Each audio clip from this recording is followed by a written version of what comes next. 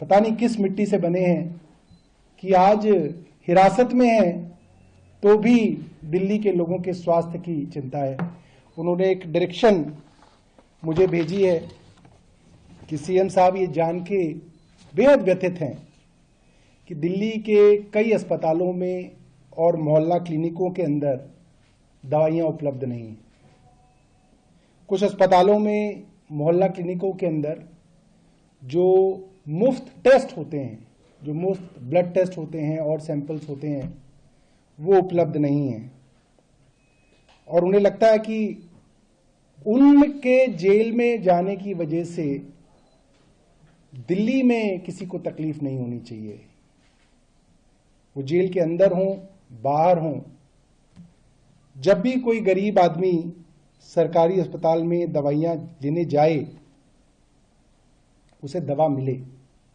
और अगर उस गरीब आदमी को दवा नहीं मिलेगी, एक बड़ी साधारण सी बात है दोस्तों कि एक मिडिल क्लास आदमी अगर अस्पताल में जाए, दवा ना मिले तो वो खरीद सकता है, मगर दिल्ली के अंदर लाखों ऐसे गरीब परिवार हैं जो दवाइयों के लिए पूरी तरीके से सरकारी अस्पतालों में आश्रित हैं।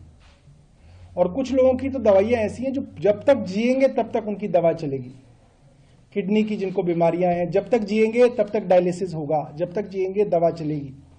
ब्लड प्रेशर की दवा है, डायबिटीज की दवा है, इस तरह की कई ऐसी चीजें हैं जिनकी दवा के लिए वो लोग पूरी तरीके से दिल्ली सरकार के अस्पतालों पे, मोहल्ला क्लिनिकों में और हमारी डिस्पेंसरियों में जो मुफ्त दवा मिलती है उस पर आश्रित है।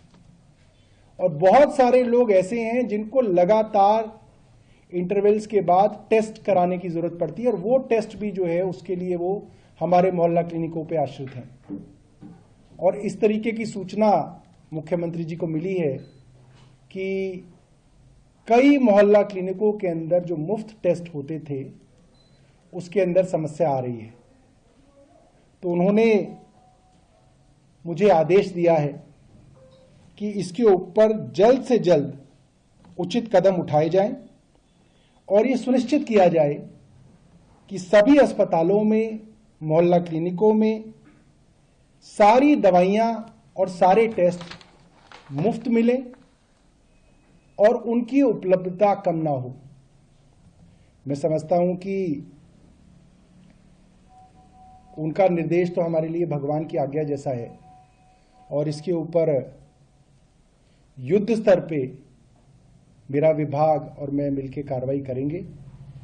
और मैं अरविंद केजरीवाल जी की तरफ से सभी दिल्ली के लोगों को ये आश्वस्त करना चाहता हूं कि आपका मुख्यमंत्री चाहे जेल में है, मगर सोच वो सिर्फ आपके लिए रहा है, सिर्फ और सिर्फ जनता के लिए मुख्यमंत्री सोच रहे हैं। और उनकी चिंता यही है कि उनके जाने के बाद पीछे कोई व्यवस्था